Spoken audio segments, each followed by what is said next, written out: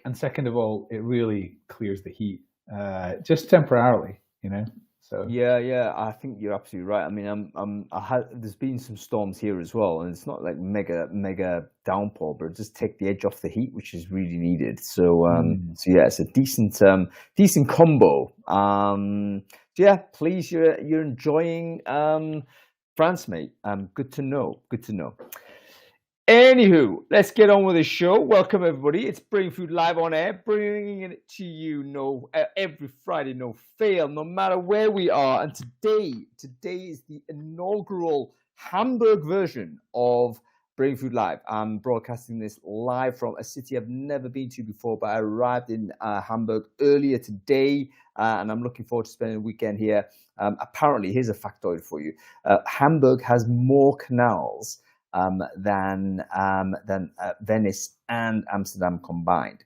Wow. So it is a very seaborne, or should we say waterborne type of city, which befits a city that was once one of the major ports in Europe, of course. So very much looking forward to checking out the rest of the city, and I'm going to be meeting with a few brain fooders later on tonight for a few drinks after this show. Anyway, listen, everybody. Let's do a quick some sound checks as we always do. Let me know in the chat whether you can hear me okay. I have got my travel mic on, as you can see, so hopefully you can hear the audio fine. I think Adam's got a decent mic on as well, so let me know in the chat whether that's okay. We should be blasting this out on a number of live streams as well. So if you're watching this on LinkedIn, do let me know whether the audio and visual is okay, and we should be ready to go. Let me just quick check on LinkedIn, actually, because I have to do this on my phone because, of course, there's no multi-screen action here. Brainfood Live is very much a lo-fi show. Yeah, we are on LinkedIn as well, so that's good. Okay, fantastic. Well, listen, let's get on with the show. As usual, we need to thank our sponsors before we go any much further forward. And today, I think this is actually the first time this year that HackerJob have sponsored this episode. So delighted to bring these guys on the show. One of the UK success stories to date when it comes to recruitment technology. Always a huge presence in the industry, always a huge presence on RecFest. You see their event, sort of their tent in the big event a couple of weeks ago is absolutely fantastic. So wonderful to see their contributions to the richness of the community. I'll tell you more about them, but there's no point because we can bring on one of the heroes of HackerJob, and they can tell us all about it themselves. So this is Sam Bertu, who not only is going to give us a sponsor message, but he's also going to fuel a lot of our conversation today with a lot of proprietary data from the HackerJob platform. Wrong camera. Yeah, half ahead of Sam. But that's okay. It's probably your better half, Sam. You know, the less face we see, the better, I think. Oh, there he is. What a good-looking lad. How you doing, mate? Yeah, very good. Very good. Good to see you again. Nice to see you, Adam. Thanks for having me. Second time this year as well. No worries. You're always welcome, Sam. Your chat is always above average, mate. Do you know what I mean? So wonderful Solid to have 7. you on. That's it. 6.5. Tries hard. But listen, Sam, we're going to bring you back to talk about the data. But whilst you're here and on screen, now is the time to tell the audience, who is HackerJob? What do you do? Who should care about it? Yeah, absolutely. So we're a private marketplace at its core. So essentially, we flip the model and allow employers to connect with candidates rather than candidates to apply for employers. Largest technical audience in the UK, fastest growing in the US. We've got a remote presence of kind of 10% of our audience. And then we have some borderless products as well. So brand by HackerJob. And newly released this week is our new DE&I suite. Literally went live yesterday. We've got the full public launch coming afterwards. But I will drop the link into the chat. Hopefully that's all made it there. As I did, I saw Claire Bush say tuneful Sam. Maybe that's a LinkedIn tick you can give me on that. I'm not sure what that's related to. Maybe I'll sing a tune at the end of this. But that's, the rundown of HackerJob top to bottom. And as I say, recently released this DE&I module, multifaceted tool, empowering that insights. And I think the advantage that we have, reverse marketplace, we understand why candidates don't want to apply for you. And then we can break that down by gender, ethnicity, neurodiversity, sexual orientation, support needed, like lots of different demographic groups, and kind of power your recruitment funnel, not just on Happy Jobs. So yeah, really, really interesting move from us. That's actually sounds very useful, because a lot of companies are going blind in terms of their brand perception to different communities and different demographics. So if you're able to actually provide that information to them, if they care about it, they can take sort of actions to ameliorate that. So yeah, absolutely, sounds fantastic. So Sam, listen, thanks a lot for that message. We're going to bring you back towards the end of the show, and we're going to talk about the metrics, because we do want to talk about the tech hiring landscape. And HackerJob, of course, are one of those platforms that do have a very good window as to what's going on in terms of tech candidate behavior and also tech employer behavior. So we want to really dig into that as we go forward. So Sam, wonderful to see you, mate. We're going to hang around. We'll bring you back in a sec, okay? Yeah, we'll do. Looking forward to the content. See you soon. Cool. Remove Sam from the chat. It's going to be very interesting. I didn't realize they actually had that module, but I really like that kind of additional service that you might be able to provide, because companies can only embrace that type of availability of intelligence. Anyway, let's review the newsletter real quick. Adam, did you read it last week? If you did, what was interesting, mate? Yeah. So the first thing I wanted to point out was Josh Berson's white paper. I don't know what you call it. Information on artificial intelligence and the use of artificial intelligence in HR technology products. I thought it was very interesting the way that he segmented the three, into three different sort of levels of AI, if you like. The first one he described as emerging AI, which is really simple artificial intelligence that can be used for analytics and data management, allowing companies to generate simple recommendations like pay adjustments and things like that. He describes that as bolt-on AI features, which don't really change the underlying architecture.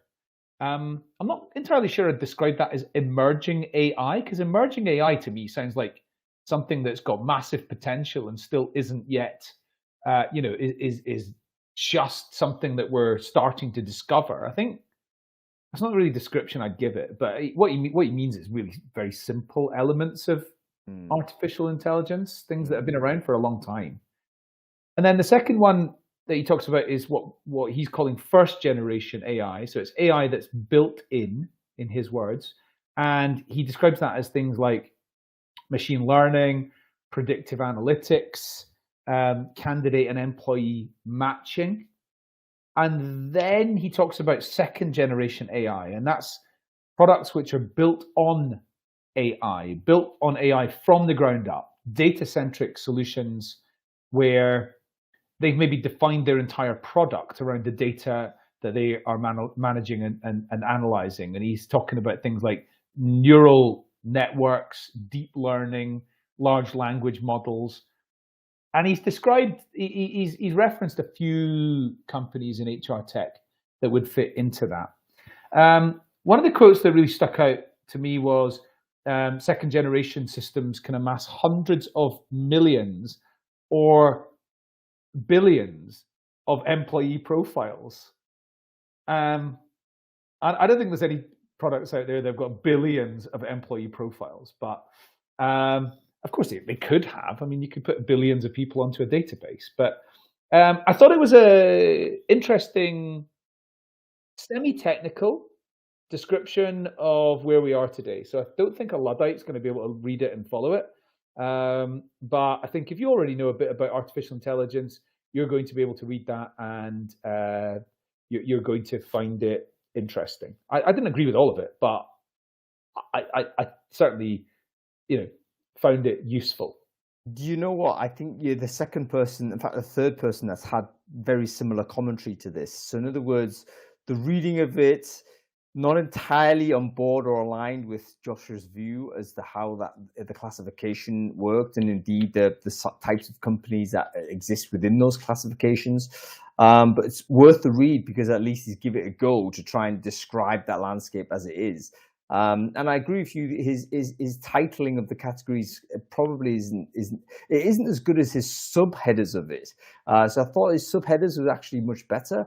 And the way he basically described it was, look, you have a bit of software, it may have AI added onto it. Which these days might be any kind of software, because there isn't any kind of HR tech that isn't trying to bolt some AI on top of it. That's just a normal thing that all of us are seeing. Then he's talking about AI is built in. So this is not a bolt-on, but actually it's natively baked into what the product is all about. So you might see a few, the matching products and so on have always had something akin to this. And then what he calls the second generation, which I think, maybe better language for recruiter community, is that the latest best thing, so to speak, will be it's AI first. It's basically, it wouldn't have existed at all without the AI. AI is not a component. It's the whole thing, and the technology is being built around the language models. So that's, I think the subheaders are actually superior in terms of its descriptive power compared to his the headers. But yeah, that's worth wrestling with. Do read the post. I agree with Adam. It's not necessarily easy reading, but you know what? This is technically complicated, and we recruiters need to start swimming into slightly deeper waters here. We can't sit here and be spoon-fed on it. If you can't understand it, pipe it into ChatGPT and have it dumb it down for you. But go and have a read of this. I think it's quite an important document. Like I say, you can disagree with it after you read it, but go and read it. Okay. Buffer have produced an update on how does the LinkedIn algorithm work in 2023. The summary is it's about 3 important things: relevance, expertise, and engagement. Relevance being, if you write about how to shear zebras, then people that are in shearing and are in I've got some sort of relationship to zebras will see that content. Expertise. So what's your authority on this subject? If you've never worked in zebra shearing before and you write about zebra shearing, it's not necessarily trusting that you are writing with any kind of authority. And then engagement. Engagement being, have your posts had lots of likes and shares and comments in the past? And if so, then terrific. So those are the 3 things.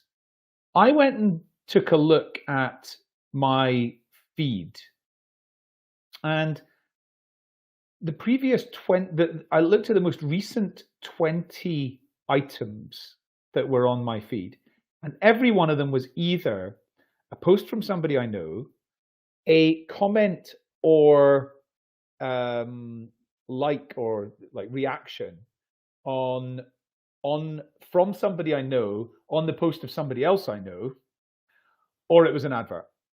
I didn't see anybody commenting or reacting on any posts by people I didn't know, and I didn't see any posts from people I didn't know. Now, that might be because I've got quite a big network, but it says to me that actually one of the top 3 has got to be the number of connections you've got, or the relevance of the connections you've got, and there's got to be something in there about the volume, because, as I say, I got nothing from anybody that was a second-tier connection. So useful to go and take a look at, and worth studying if content and is part of your way of doing recruitment marketing or doing marketing. If you're a provider of services or products, it's worth staying on top of this, how LinkedIn's operating. More than worth staying on top of it. There's a story that's going into Brainfood this Sunday about how Cisco had been training all of their employees to be LinkedIn influencers. So that's 84,000 employees have been given training on how to actually amplify the Cisco brand on LinkedIn. And having gone through this exercise, they're reporting things like, on aggregate, they've been able to cut time per hire as an average by about 5 days across the entire piece. So they're saying, you know what, it's a team sport. You can't just have recruiters pinging messages and doing, the branding side. What if you got everyone to do that? And in fact, what if you got really relevant team colleagues, team members in the function that you're looking to recruit for, actually talking on their LinkedIn about sort of the company that they're currently working for. Super powerful. So I think that actually dovetails very nicely with where we're at with LinkedIn and the changes of the algorithm. What's very interesting, folks, from both Adam's commentary and experimentation there, and also from what we do seem to know, is that LinkedIn's going to figure out whether you are an expert in something based on what you talk about on your LinkedIn profile. So your profile page needs an audit now.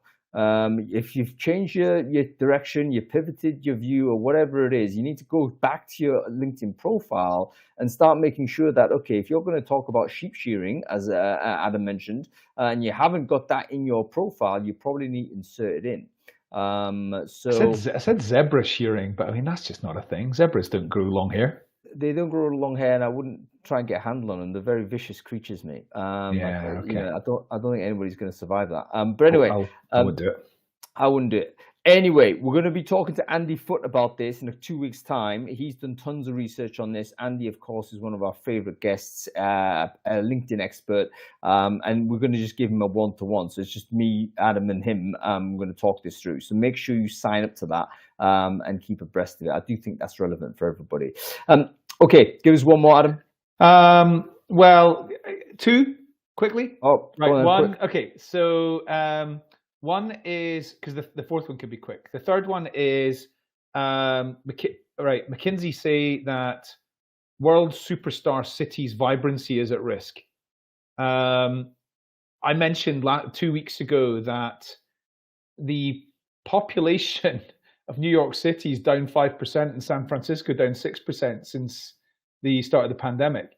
And McKinsey's added more information to this. So attendance in offices in metropolitan areas is 30% below pre-pandemic levels. Footfall at stores in metropolitan areas is down 10 to 20%. So there's less people actually going in to go to shops.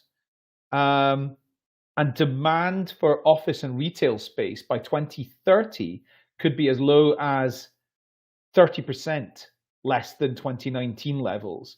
So they put some recommendations in there around what cities should do, developing mixed-use neighborhoods, making buildings adaptable. And I'm already seeing evidence of this happening, which is really good, where a company is got, do you remember Bugsy Malone, that movie back in the 80s where it's all kids, right? Yeah, Jodie Foster's a kid, and everyone's like gangster kids, basically.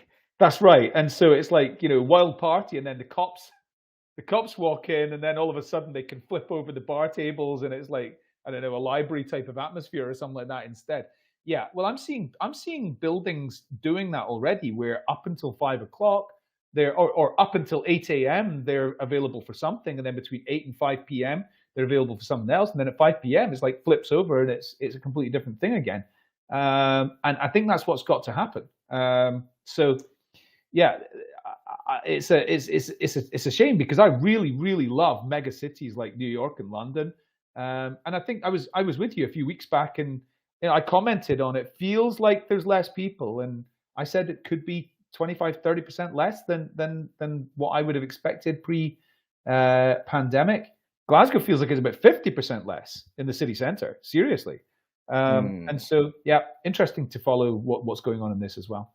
It is, and I didn't mention in the commentary, but there's wider implications to this as well. I mean, I think there's certainly good things that can happen from the decline of superstar cities, because it means that obviously we're not just like constantly, pulling in massive amounts of talent and crushing people into small spaces, huge costs in terms of living and all that kind of stuff. All of that's resulting of these gravitational pull of these big cities. I don't think it's a particularly healthy thing to have them. But the reverse of that process is not going to come without some pain, because there's lots of companies have organized themselves around the idea that's how it's going to be. And there's lots of companies that are invested in commercial real estate, for instance, that suddenly that commercial real estate's actually looking like a really bad bet for them. And that's going to have long-term impact in terms of, what how confident a bank's going to be. Are they sitting on an asset book that actually is a loss-making set of liabilities? What does that mean down the track? Lots of things. We definitely need to have mixed use buildings, though. No question about that. You shouldn't be building a skyscraper unless you can convert those into apartments, basically, because you might have to do it. HSBC have given up Canary Wharf, sort of Tower 1 or whatever, haven't they?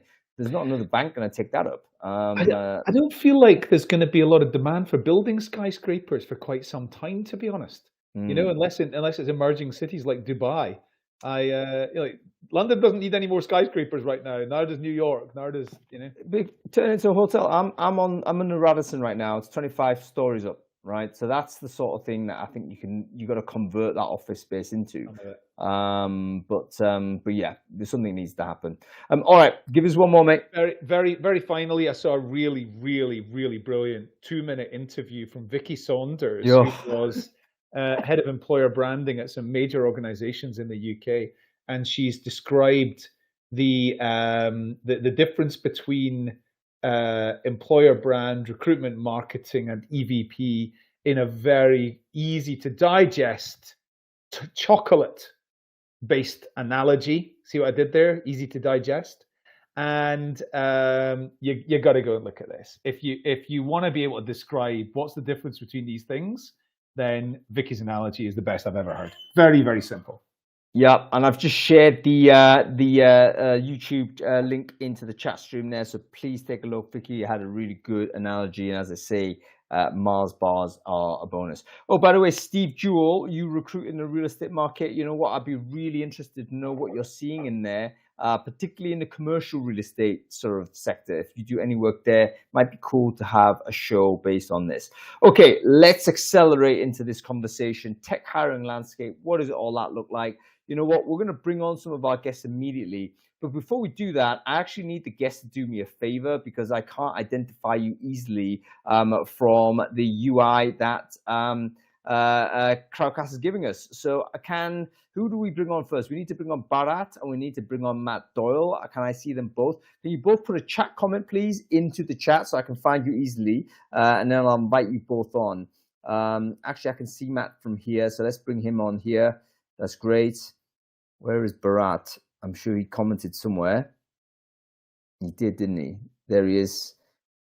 Bharat. Commented.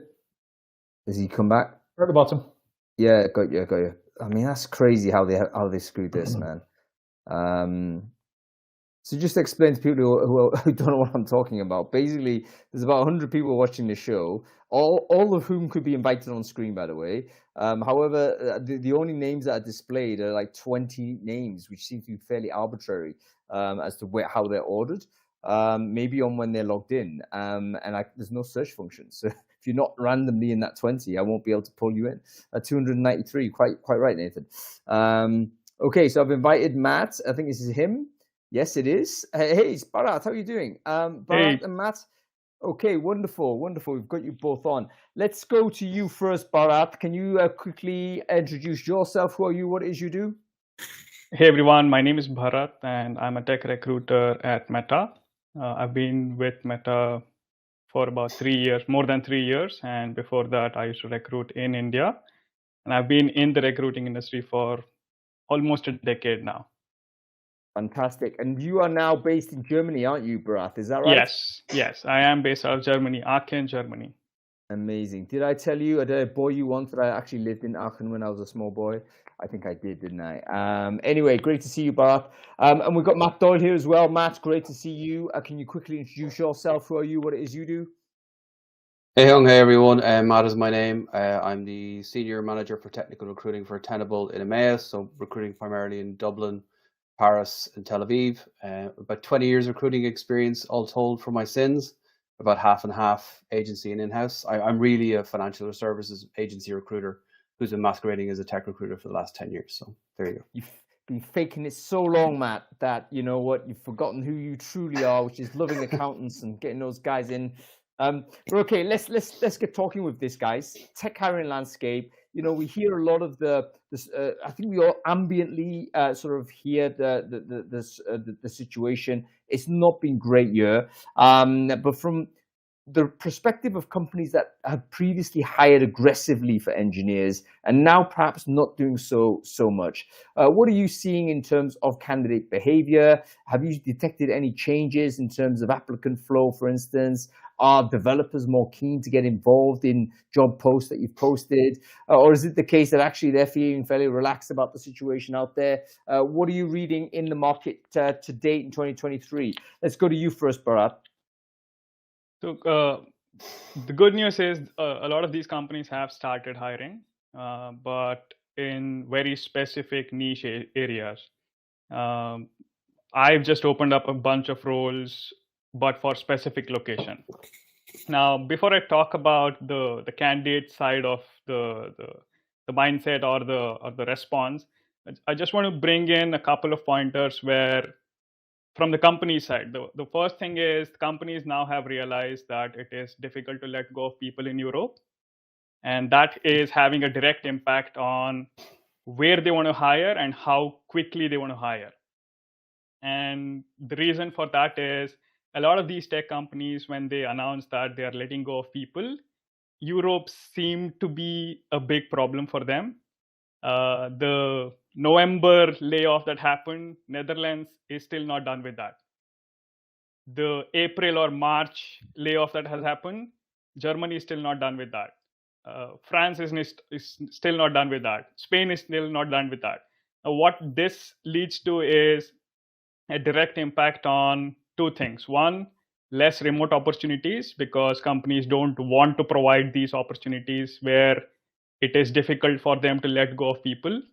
Second, because the process is still on, expect more people to be in the market very soon. So from that, the response rate of no, Brad, stop.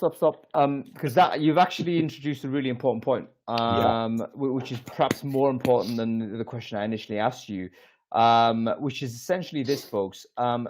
A lot of the big tech companies, obviously they're US big tech companies, and they made redundancies, I think, like from a mindset of at will sort of approach, which is default in the US.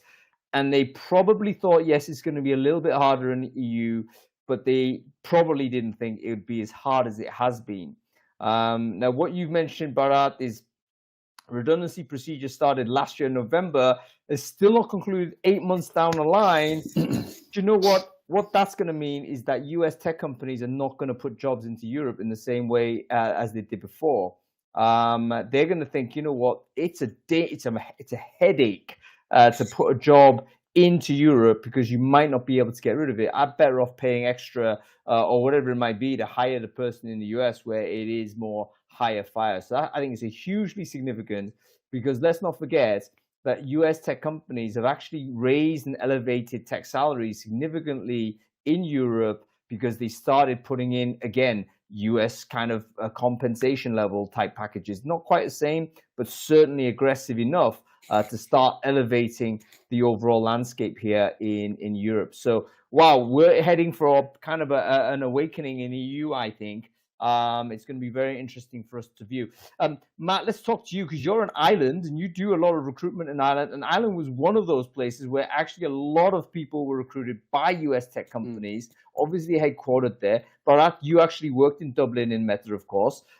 So do you actually get the sense that there's now a fear from these US companies about positioning jobs into Europe and places of this type, given the difficulty of potentially letting people go? So yes and no. It's a bit of a fence-sitting answer, but I think if these tech companies have good HR and legal advice in country, well, then their current risk situation shouldn't really be a surprise to them. So if a US tech company is sitting there and they're shocked that, oh my God, it takes so long to reduce the force in France or Germany, I kind of call into question where they're getting their legal and HR advice from in the first place. So we do have a presence in France, for instance. We have an engineering hub in Paris, we have an engineering hub in Tel Aviv, and we have an engineering hub in Ireland. And it's different kind of paces to hire in those geos, and it's different pace to reduce in force in those geos as well.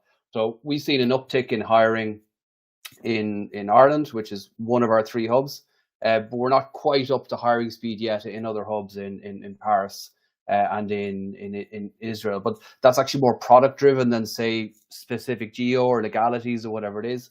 We have had a small reduction in force over the last few months, nothing to the scale that the likes of Meta and some other companies have had, but we have done, and employees in those geos were affected. But medium to long term, we will go where we can get talent. There is talent in Ireland. There's more talent. I don't know how Bharat feels about it, but if you open a rec today versus a rec 6 months ago, there's more candidates in your recs today. It's as simple as that. And there is the higher quantity of applicants, but there's also a higher quality of applicants. We're getting. Yeah, go ahead, yeah. Can I say, Matt, can you tell us particularly what jobs you're referring to here? Sure. Yep. Software engineers, product engineers. We want back end, front end, full stack, staff up to staff level. So we want hands-on software engineers working on public cloud SaaS products. So we're recruiting for as good an engineer as Bharat is for Meta. So. Yep, excellent. So basically, there is more liquidity in the market. The layoff scenario has actually injected liquidity back in, meaning there's more people available, more people interested. And Bharat, actually, towards the end of your point, you mentioned that we can expect more to happen once these, long-term redundancy sort of scenarios play out, which presumably they're going to have to turn soon. I mean, it's been 6 months plus, right? So at some point, these people will be coming on to the marketplace. Okay, very interesting. Let's talk about sort of the candidate behaviors then. So I'm assuming if you're getting more applicant flow and the quality is high, would it be also fair to say that applicants are more responsive now than they were before? I mean, do you get that sense, or do you have any data behind this? Nods here, but Bharat, go ahead. Why are you confident that that's the case? So from morning 10 a.m., I reached out to about 6 people, and these were people who had prior interviewed with us, and all 6 of them have responded back with a positive intent and have booked a pre-screen. And this hasn't happened at the peak of hiring. It's the same company, and these were some of these people were at a stage in interview stage where, because of the hiring suspension, we had to stop their process. And when we reached out back to them, they are still interested. And this time we are reaching out for roles or product domains. And for everyone, I hired product managers. And when I reached out for specific domains and with specific skills, and these people responded back in like 3 minutes. And that is the kind of response and the positive intent. People are interested. They're like, okay, how soon can we start the process? I want to finish this as quickly as I can.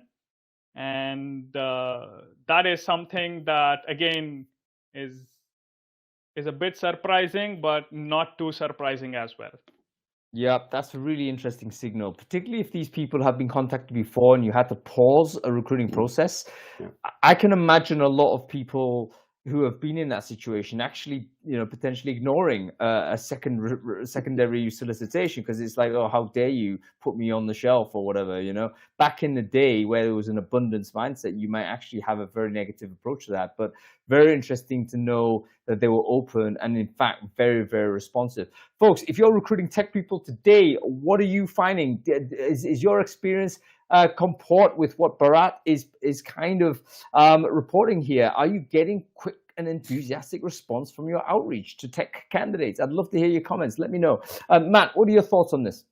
Yeah, I suppose it's kind of ironic that there's a recruiter from Meta here, because what we've noticed in our side of the house, so Tenables is a niche cybersecurity company. We're the best of what we do. We work in vulnerability management. Security engineers want our product. They need our product, but we don't really have a big profile. People don't really know in the grander tech SaaS space really who we are. You will do after this call, hopefully. But what we have today is, I have ex-FANG, apologies for using the acronym, but I have ex-FANG engineers in all of my recs. And they're applying to our recs. 12 months ago, they wouldn't have needed to turn on or they would refuse to open their LinkedIn messaging services for fear of an absolute avalanche of messages from the likes of myself and my team. So those candidates are now openly applying to our recs. They're interested to come to work for us. And that's a huge change. And these are people who are riffed, or maybe some who may potentially be riffed in the future, or are concerned that they may be. So that's a definite shift. And besides the FANG candidates, there's an increased level of quality of candidate. Companies that we would have targeted in the past. So we like engineers from X, Y, and Z. Let's go after them. Again, they wouldn't talk to us because they were inundated with messages anyway. They're now openly applying to us either directly, they're in our recs, they're coming to us on LinkedIn. So it's been a complete role reversal. We have that, but on top of that, we have the traditional candidates, just good engineers who are looking, but also we have the master's students who are in need of a full-time role, and their opportunities are greatly reduced. We just did an internship program for Ireland, France, and Israel for about 20 roles, and we had about 4,000 applicants. So there's the volume of traffic coming in is it's incomparable to what it was kind of at the peak of the hiring boom within COVID. So like it's good times in a way, but the flip side of that is that, and this is obviously a good thing, but it does give food for thought as well. Our time to hire has come down by about 25 to 30%. Yeah. So we're getting resources quicker, but a benefit of that, of the volume of candidate side, is that hiring managers who were in the past kind of had to meet 2 or 3, just run, okay, who's the best available, go with it. They're meeting like 5 to 8 now. They're doing a 5-round first round, second interview, a 3-round second interview, a 2-round third. They feel they have a matter of choice. So they're getting better educated on what talent's out there. They're getting more comfortable making hard decisions. So there's wins and losses all over the place for hiring managers, hiring companies, recruiters, but it still boils down to the fact that our workloads are between 25 and 40% less what they were 12 to 18 months ago. And if I try to look forward and plan, say, H2 or 2024, I'm not seeing how those volumes are going to spike again. I don't know what's going to be that driver for us to flip back to the kind of constant hiring mode that we would all be used to. And I think we're moving into more of a cyclical type hiring mode, whereby finance will give money to teams go hire, teams hire the people, teams embed them, they move on, and they come back again in 6-9 months again. So I think that's something I feel that we may be going into that space. But it's definitely the market itself is just it's polar opposite to what it was 12-18 months ago. One thing I think that Matt just said, which is I want to just dwell on slightly, is he said that they previously at Tenable weren't hiring people from FANG companies, but now there's people from FANG companies that are actually actively applying. The concept of like an employer for life has been never been less relevant than it is today. Yep, 100%. And like people need to look after themselves. People are concerned about where their next paycheck's going to come from. You do have a lot of candidates, maybe in the US, where their job is tied to their visa and they can't take the chance to wait for the RIF. I don't know if anybody saw the news in Canada, or by Canada swooping in for all of the H-1Bs. Now I think those candidates will get a shock when they see the salaries in Toronto versus the salaries in Silicon Valley. It's less than half, I would imagine. But these people are in an awful situation. You move or you go home, and the money they've spent to get themselves where they are, the effort they've gone through, they don't want to go home. So you really have to, and I don't blame them for looking after themselves and putting themselves first. So you're right, Adam, that the concept of job for life, or that type of longevity employer, you can really see it moving out of the market on the candidate side. What's also true as well on this is that I think prior to this period of obviously financial retrenchment, the FANG candidates probably had sort of considered themselves only thinking about a very, very small number of companies that they would potentially work for. Yep. Because it's very difficult to compete with Facebook. Maybe only Google could do that. And if it's not Google, then maybe only Amazon could do that. If not that, maybe only Apple could do that. But now it looks like perhaps that branding has kind of been kind of broken in a way because of the size of the reduction of force that we've seen. And everyone is thinking, you know what, maybe it's not the only destination to be a part of. How does that complicate your recruitment work, Bharat? I mean, do you now need to sell Meta a bit harder, or is it still got a huge cachet given what the company is? It is obviously a game-changing business with lots of innovation, lots of brains, and of course, still lots of financial firepower. I should imagine the comp at Meta is still probably market-leading, regardless of whatever retrenchment has occurred. So the obvious questions will come with respect to, okay, you just let go of people. Why are you hiring again? All of those, which can be answered. We've been very vocal about where we have let go of people and what we are trying to going forward. The quarterly results kind of speaks every day the same language. And now that we are big on AI, everybody knows about that. So when we go back and say, hey, we are looking for someone with machine learning, artificial intelligence experience, they understand, okay, this is a company priority. So this is not something that is a short-term gain or short-term product that they are trying to build. It is for the long term. It is for that the fundamental product that they want to build where money will come in. So this helps. Also, we can always say, hey, because of certain decisions, yes, we had to let go of people, but then we have added value to everyone. There is about 700% rise in the stock price. That is usually a good sign of the company growing, everybody trusting. So that helps. So, but you will always find people where they're not too convinced. We can only do so much. No, I hear but what you're it saying. is kind of going to be not that difficult when it comes to selling Meta as a product. Especially a couple of days back, we open sourced our generative AI model. When you're doing things like this, people want to work in those spaces. Yeah, I think Meta's, in other words, what you're saying is the brand is still powerful. I think that's probably true with all of the FANG type companies. But what may be happening in the mindset of the engineers is that they're no longer exclusively thinking of that small group and investigating other businesses, maybe particularly businesses in sectors like yours, Matt, that they can see there's going to be a robust future going forward. Okay, folks, we're going to have to move on because we've got loads of people to bring on. Let's leave final question to Matt and Bharat on this. I'm a tech recruiter. I'm still recruiting for engineers. Is there anything I should be doing differently given what I've seen in the market, what you guys are seeing in the market right now? What should we be doing if I'm a tech recruiter today?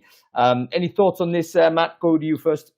Cross train. The standalone specialist in HR/recruiting it's not long for this world, for want of a better phrase. I think particularly if you're a small to medium sized company, you need to be upskilling in HR, you need to be upskilling in comp, you need to be upskilling in back office HR operations systems. If all you do is tech recruiting, you need to put more armory in your tool belt. I've told all my team to do it. I've encouraged them all to go away and learn and upskill. We just can't be a singular type of recruiter anymore. The market will pass us out. I barely survived the 2008 recession because I had to stop being a banking recruiter because of the 12 banks in Ireland at the time. 9 of them are now gone. So it disappeared. So you have to be able to innovate. You have to be able to do all the things. Yeah, very interesting. Good, solid advice there from Matt. How about you, Bharat? What's your thoughts? A tech recruiter, what should they be doing? Same thing along the what Matt said. Learn new technologies and try and learn how you can implement that in your day-to-day life. And also, as a company, we are no longer restricted to just one particular role. Earlier, it was me hiring only for product managers. It no longer is the case. Now I hire everything under product as a vertical. That means content design, UX design, data science, product managers, product marketing, and a bunch of other things.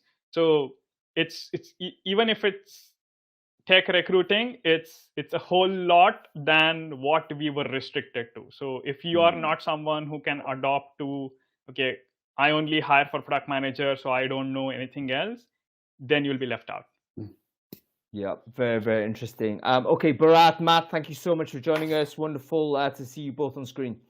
Thanks for having us. Cheers, appreciate it, guys.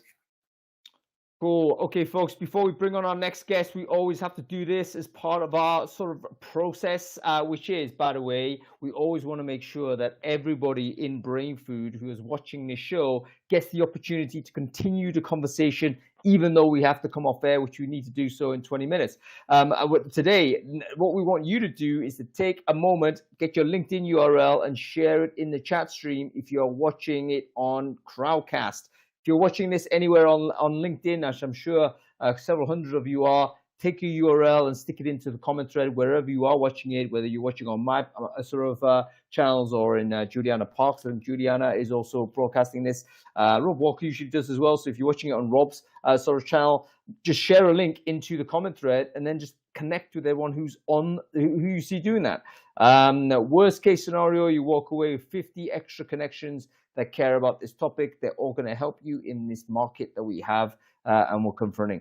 Okay, we're going to bring on a couple more recruiters now, this time a little bit more from the RPO and agency side, also tech recruiters. We've heard from in-house recruiters on their side. What are they seeing? What are third-party recruiters seeing? Let's bring on our guest. Adam, you want to say something?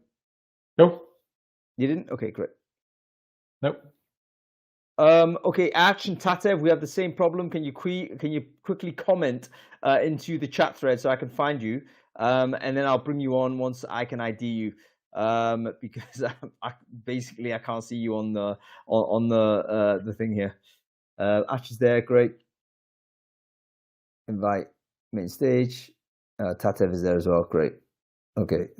Too many people are commenting now. I can't bring them on. I might accidentally bring Lee Candiotti on, which would be a disaster for both. That would be great. It would be a disaster. Perfect. It would be a disaster for both and Lee, because he's refused many times. But he might accidentally say yes to it. Just do it. You gotta just keep inviting him. One of these days, Lee, we're gonna get you on, mate. One of these days. There she is. Ash, how you doing? Hey. Wonderful to see you.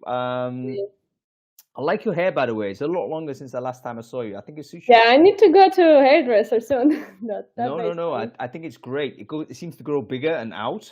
That gives drama, you know. This is good.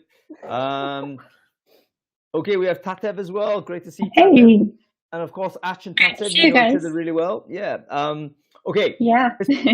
Let's do some quick intros. Ash, can you quickly introduce yourself? Who are you? What it is you do? Sure. I'm a senior tech recruiter. I'm with Level Up Ventures. We are in Amsterdam, hiring throughout Europe, but mainly focusing on Netherlands. And, yeah, that's me. Fantastic. Tatev, would you like to introduce yourself? Who are you? What it is you do? Did she hear me okay? Yeah, sure. I'm Tatev, a tech recruiter, and eventually the CEO of Mittel. Can you hear me, guys? Yeah, it's a little bit choppy, but I think it's okay. Go ahead.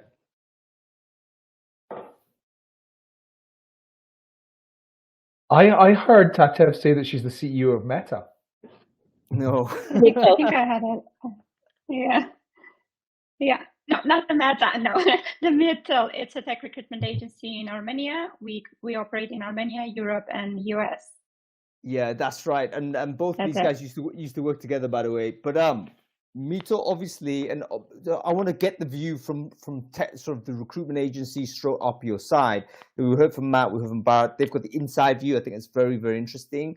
However, they're not the only people that recruit for tech people. And what is the reaction to advertisements placed by recruitment agencies, for instance? Are candidates speaking to third-party recruiters these days?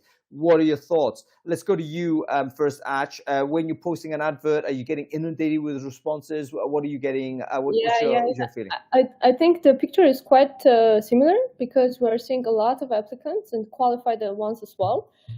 Even for the executive roles, you get it hurts my heart to reject the candidates that are qualified. And a couple of months ago, I will be just hoping for those kind of candidates to reply as a passive candidate, but now they are just replying on their own, and there is so much choice.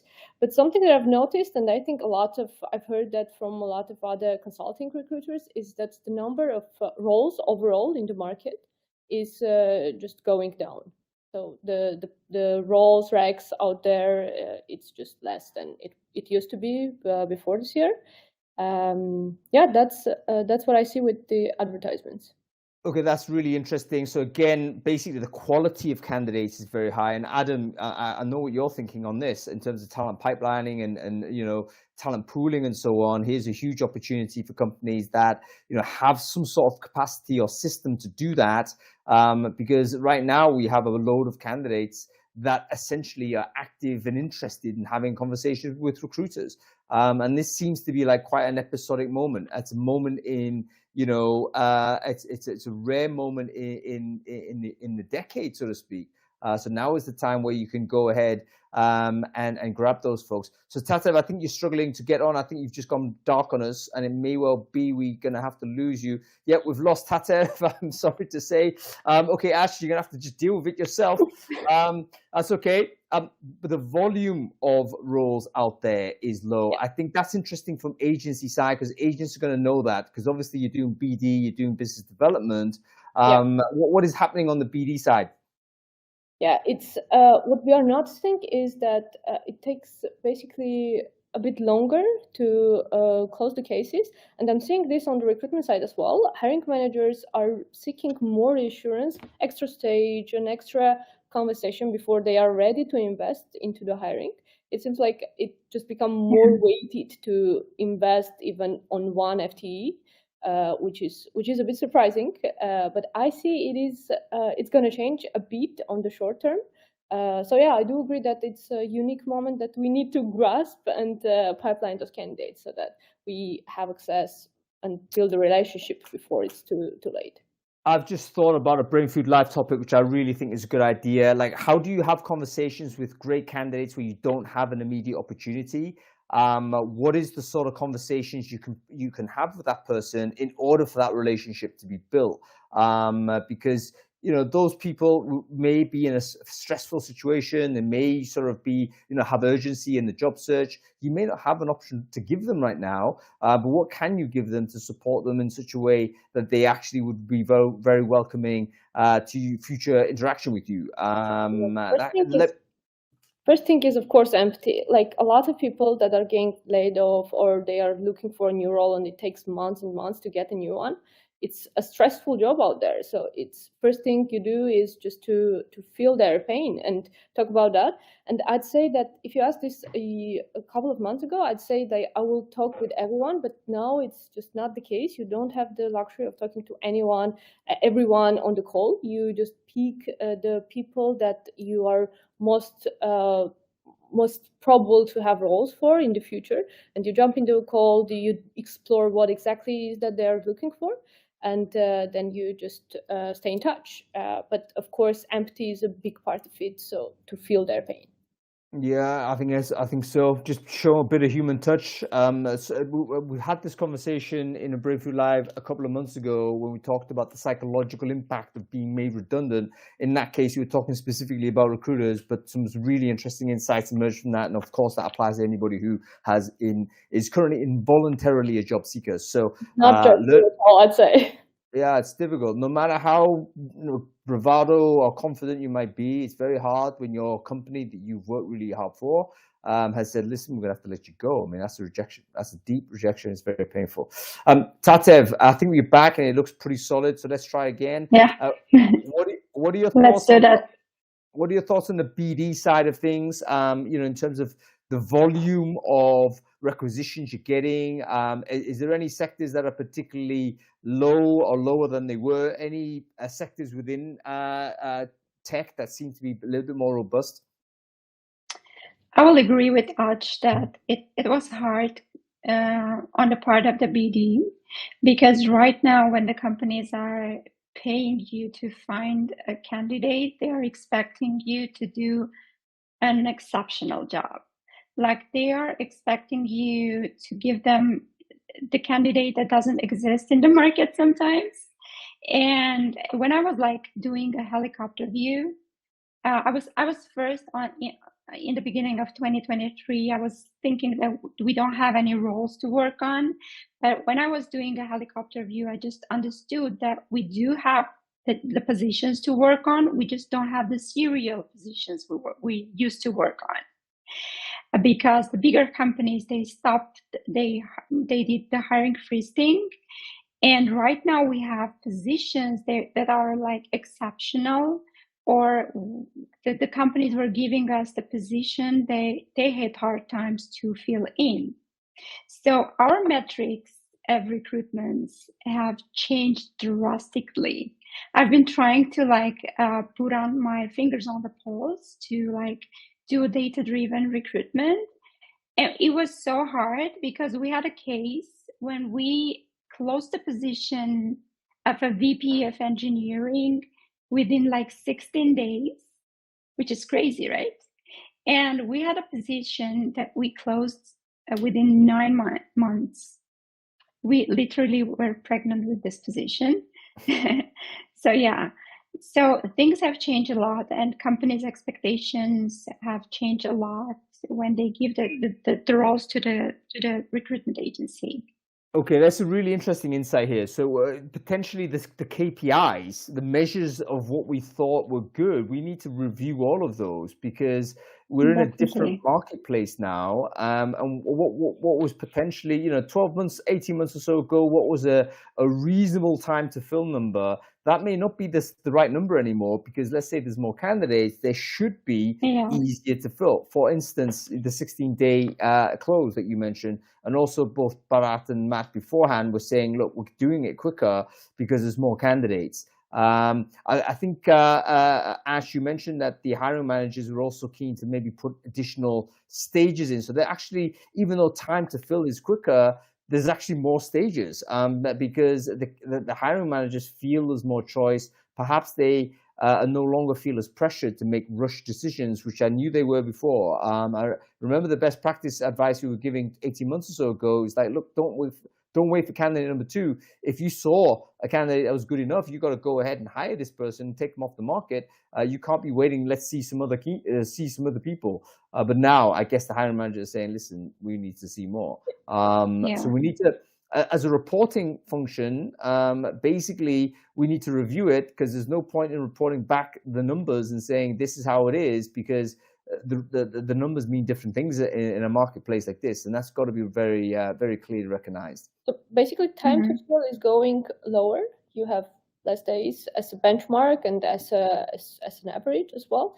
But also, I see that applicants per role is going higher, as I mentioned. But something that I was thinking about this topic and reviewing the last year, basically, I noticed that it is not becoming easier to find the scarce talent. Like, if you are looking for a really exceptional engineer, it's still a competitive market. When it comes to the offer stage, they still have a counter offer. They still have other offers on the table.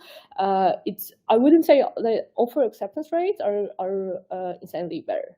It's maybe the same, I'd say. Very, very interesting. So the super in-demand candidates will always be super in demand. I remember having a conversation with on another panel, and the guy said, that for that elite talent, there never is a recession because they're always in demand no matter what the situation. I think all of us can agree that is the case. So maybe the number, don't be too disappointed, I guess, if the offer acceptance rate isn't necessarily higher, because that person is attractive to others, and they're gonna have options, basically. Very interesting. On that, Hung, I don't think there's ever been a more important time for people to deeply consider what skills they've got to go and develop, because we are losing the demand for lots of skills very fast as technology is taking over what people do, whereas we are also in real scarcity for, as Ash just said, for certain jobs where there are not nearly enough people to do them. And I think the decisions that people make when they're 16 years old or 21 years old or whenever they leave education have never been more important. Yeah. I'd say also the ongoing self-development, it's never been more important because it's moving too fast. Agreed. Well, as we move on to the question, let's talk about this because we've got to move on to get Sam back on. Any advice for agency recruiters? What should they be doing for their own? Firstly, two questions: what should they be doing for their own businesses in terms of optimizing the current situation, and what should they be doing for themselves to make sure their careers are rock solid? You go first, Tatef. In case of self-education, I think it's a good time to build some relationships because we have some free time and more free time than we had the last year. And it's always good to build relationships with potential candidates because when things get better, I believe that the situation is not forever. And when things get better, I think those connections will be useful to hire them in different companies. As for the personal part, I think hang on there, recruiters. Try to survive because I know it's hard for agency recruiters to stay in the line, and I think that's it. Yeah, it's almost like having the confidence to do that relationship building, even though there seems to obviously there's massive pressure for agency recruiters to always have deals coming in. We've got to get mentally strong with that. Okay, Ash, how about you? Your thoughts? Yeah, I think those are channeled into one. I'd say for personal and company consulting side, I'd really recommend investing time, not necessarily money, by the way, but time into your toolbox. It's not only getting onto the next shiny AI tool, but it's also revamping how you do pipeline. How, for example, now we are updating how we keep the candidates in the CRM, in the ATS of ours, and it's really, and we are saving in the meantime, which is a fun effect, right? We are changing, we are making better our toolbox, and we are saving in the meantime. So my advice is to invest time into the toolbox of personally yours and also your companies. Yeah, very, very interesting. Thank you, Ash. Thank you, Tatev. Appreciate you spending some time with us. Wonderful to see you both. Good to see you. Bye. Very interesting. Okay, we have to bring Sam back on. Someone wants to come on stage. Who's this? Is it Lee? Is it Lee Candiotti? No, it's not. Whoever it was, there he is. It's Sam. There he is. We bring him back on. One of these days, Lee. All right. Let's see what Sam's got to say. It's been really interesting hearing from all of those recruiters. I think that gives us a little bit of sense as to what is going on outside. I think all of us kind of feel it ourselves, but it's useful just to get different testimonies in to figure this out. But Sam, you've got some data for us. Do you want to just give us the overview? Like how many developers, firstly, are you talking about? What's the data set size? And can you give us some commentary on what you found? Yeah, I think when I'm looking at this, I dial back to where Adam was saying at the start, this kind of superstar city piece. So in 2021, 47% of placements were made in London. In 2022, 41%. In 2023, we're down to 31%. And we've moved from 57 locations to 84 to 117. So I think that is a really tangible long-term change in the way in which, organizations Stop. This is amazing data. So you're saying that on your platform, we had an excessive number of placements on superstar cities like London, for instance, but that has progressively trended down to the point now where there are many, many more placements in different cities. And London's share of placements has gone from what number to what number? 47 to 31 in the last year and a half. That is interesting data, folks. I mean, that tells you a lot about employer branding, about where the job needs to go. Previously, if you weren't in London or you weren't in a big city, weren't interested. Now it looks like you can put the job in different places and it can still work for you. So super interesting. Go ahead, Sam. Yeah, for sure. And I think, the other thing, if you look at like the secondary hub in the UK, in Manchester, 12%, 10%, 9%. So, not as drastic a shift as London, but still, pretty significant changes. So, that's one thing which I really wanted to touch on. I think the other part is this concept. I really like how Barrett framed, the redundancies which were going on in big tech. I'd always say, go and have a look at big tech share price. My favorite index for, big tech and what's going to come in the future, I think is going to be a different set of roles, right? We've had organizations go through digital transformations. We've had organizations move through that from, traditional businesses through to tech businesses. I think the next phase is going to be tech businesses through to AI, ML, led organizations. I think that's going to be the next big shift. So where that talent then sits, we see a lot of enterprise organizations that are still going through that transformation that are actually focusing on having evergreen roles. So we're saying there's less jobs that are posted. But I know of, jobs on our platform that's a mid-level software engineer that might have 100 requisitions behind it, where they're building and they're always on hiring because they know they're going to need back-end, front-end, cloud, etc. So I think that's another shift. I think the other part of that, of course, we're seeing a higher volume of applications.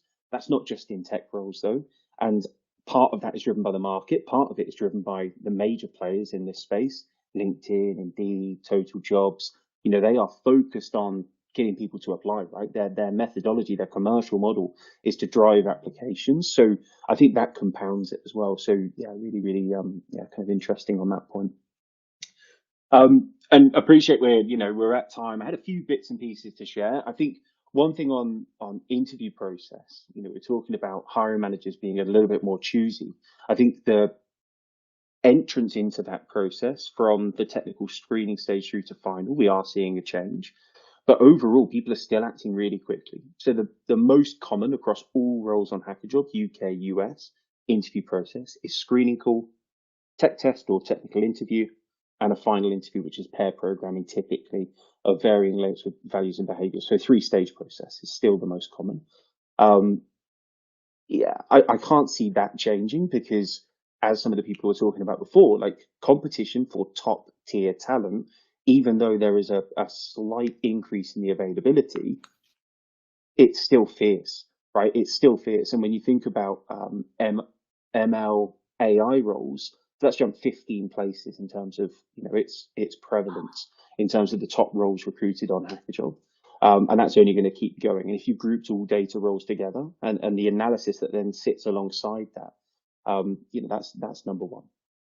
Yeah, So very interesting. I mean, I think the procedure is interesting, isn't it, folks? The standard that most companies are using is the 3-step process. The very quick, I wouldn't say quick screen, but it's one of those like confirm, are you interested type of conversations. Then straight into a tech test. So presumably this will be on some sort of tech testing platform, or maybe we're still doing kind of take-home tests or whatnot if people aren't afraid of ChatGPTs and whatever. And then it's in person to retest it again. Okay, let's actually get down and program together with someone, another human being. Then we can really test the chops of the person. So, okay, very interesting. Yeah. And then I think the other kind of stat which just talks to the market at the moment, and it's, I think everybody was talking about that response rates piece. That's one thing that we have seen. So we've got an 82% response rate in 2022. That's now 93% response rate on the platform. So people are more willing to have a conversation. I think I popped in the chat, or I might not have done, when people are talking about offer acceptance, it's still not changing that latter stage. Right? I think people have maybe got less offers than they had before, less interest than they had before, but this is still a talent short market, right? It's still competitive, and particularly in the pronounced areas of data, cyber, any kind of CRM implementation, agents. That is a fiercely competitive market still. So probably less requests per candidate, less interactions, less job offers than they might have had before at its absolute peak, but still fiercely competitive. And that's kind of where it is. How interesting is that? So it's interesting, this correlation between, I think what Ash mentioned, it's like intuitively there didn't seem to be any change in terms of offer acceptance, and that's confirmed at your end, Sam. Sam, this is super interesting. You guys publish any of this, or have you just like scraped out the system yourself? Yeah, I scraped out. You threw me a few bullets, Hung. I scraped a few bits and pieces out. We've definitely got info that we can share. I think on a customer basis, we make it very relatable to each individual organization. And then as part of that, the E&I suite, which I posted earlier, is actually then that employer benchmarking. How do you perform in different underrepresented groups? How do they see you as an employer? What do they see as the benefits, etc.? So aggregating that sort of data, making that a lot more visible. Yeah, certainly the path that we're going. Our latest salary report will be out at the end of this month, so next week, and early views on that. Salaries are still increasing, but we're not talking, 20, 30% as it was in some areas, 18 months ago, still faster than, other public sector areas and, other jobs, but, yeah, not quite as meteoric as it was. Yeah, and by the way, Adam, I'll let you say something in a bit. But if people, I don't want to put any pressure on Daisy and her team.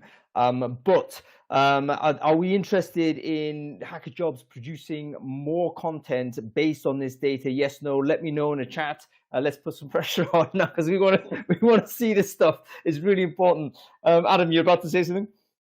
No. No. That's okay. That's fine. Okay, I think we have to close the end of the show. So Sam, thank you so much for your time. Wonderful to see you. I think everyone's going to be interested in the salary report as well. I don't know whether they can early register for that or whether there's any wait list, but if there is, why don't you stick a link into the chat stream so that people can go and take a look at that. We're over time, everyone, so thanks for watching. We'll be back, I think, next week, same time, Friday, 2 p.m. We're going to be talking about fully automated hiring. What does all that mean? It basically means, can we take the human out of the process? This is a thought experiment that we're going to conduct with Stan Vasovich. So this is not something we're recommending. We're just trying to test the edges of what is possible so that we can get a glimpse of what that future might look like. So Stan's actually prepared a presentation for us. He's going to roll through it. I might bring a few other people on board as well who've got opinions to be made that they want to make on sort of whether a fully automated process is possible, and then we'll talk later whether it is in fact desirable. Anyway, that's about it. Sam, wonderful to see you on the show. You have a very good weekend. Adam, great to see you as well. You have a very good weekend, sir. And I think everyone else, thank you for watching. I hope you've enjoyed it. We'll see you next time. Cool. See you later, Raz. Bye. All right. See ya. See ya.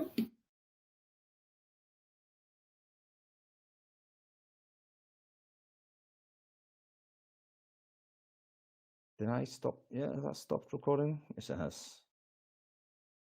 Am I finished with live and broadcast?